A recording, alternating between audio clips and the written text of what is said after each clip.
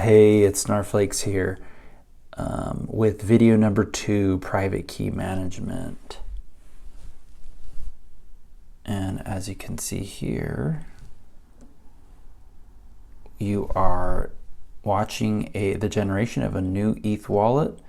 This is the first time I've booted up the device using this chip, which makes it go directly into the boot wallet creation sequence. And as you can see, this one is on L2, the Polygon features, and WETH and USDC are 0. In the first segment, you saw the wallet generation sequence. Now we're going to go into the porting your private key. So when you have a person that you're onboarding, they may decide to become a power user. So instead of just using the chip as a store value, they may want to port it to a mobile wallet for full functionality. So if you tap this button here, you get the QR code, which has the private key encoded into a QR code format. And all you need to do is have the mobile phone, scan it,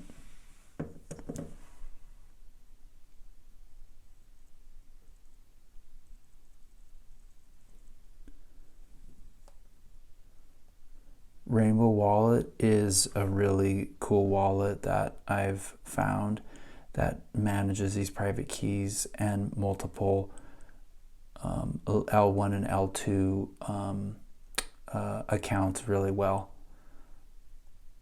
And so we're just going to paste that private key right in here.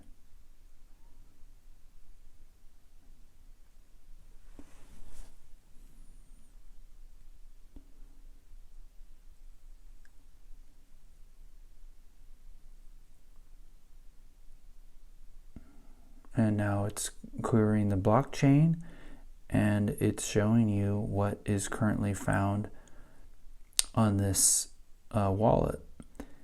And you see the purple icon is the Polygon icon. So you're able to see instantly a full accounting of what tokens are in this Polygon wallet. Next, we're going to give an example of what to do when you've onboarded someone and that's it. There, you don't have time to download apps or even want to mess with the blockchain other than keep some as a store value. And so you just power down. This is the private key that contains a dollar in Ethereum on the Polygon chain. And we're just going to wait for this thing to power down completely.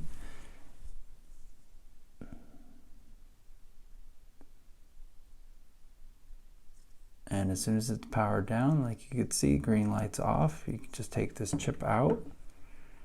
Okay, pop the chip into here for on-the-go reading for the iPad here. Plug in the adapter here.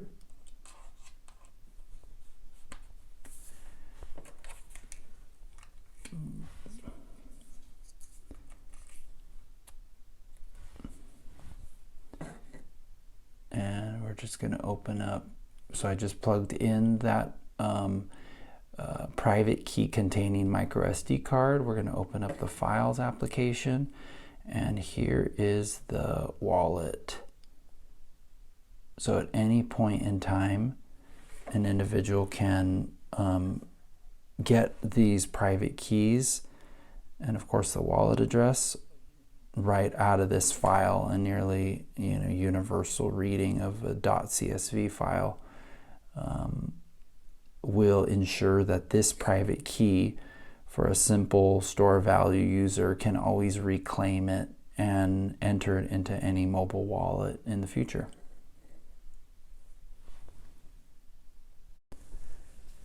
For private key deletion, I've purposely kept this device free of any buttons that it can actually delete the private key, because it's obviously such an important, critical part to securing tokens or Ethereum as a store of value. So what happens if you want to get rid of that private key for whatever reason? You would basically, again, just delete the file here. And once you delete the file, you would have to dispose or securely delete it additionally in whatever trash bin it might have ended up in. And what happens when you delete this? What happens when you delete this file?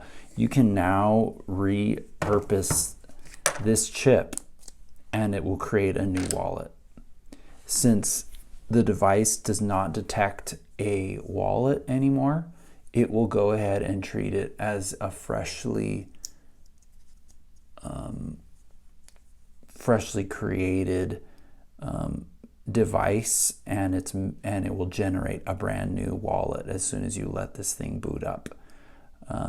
So that's kind of cool for repurposing a chip. If someone migrates the private key immediately onto a phone or whatever, you can then reuse it again. So to summarize our private key device management, we went through first private key generation, which is how this device generates a fresh pair of private keys and wallet address. Then we talked about porting the private key to a mobile wallet by using this QR code right on the device. And then we went through manually pulling the private key directly from the chip from any device able to read a micro SD card. And lastly, we went over deleting the private keys from the chip to basically format the device ability to create a new wallet. Thanks for listening. Follow PunkScan on Twitter and check out my GitHub for all the build instructions for this device.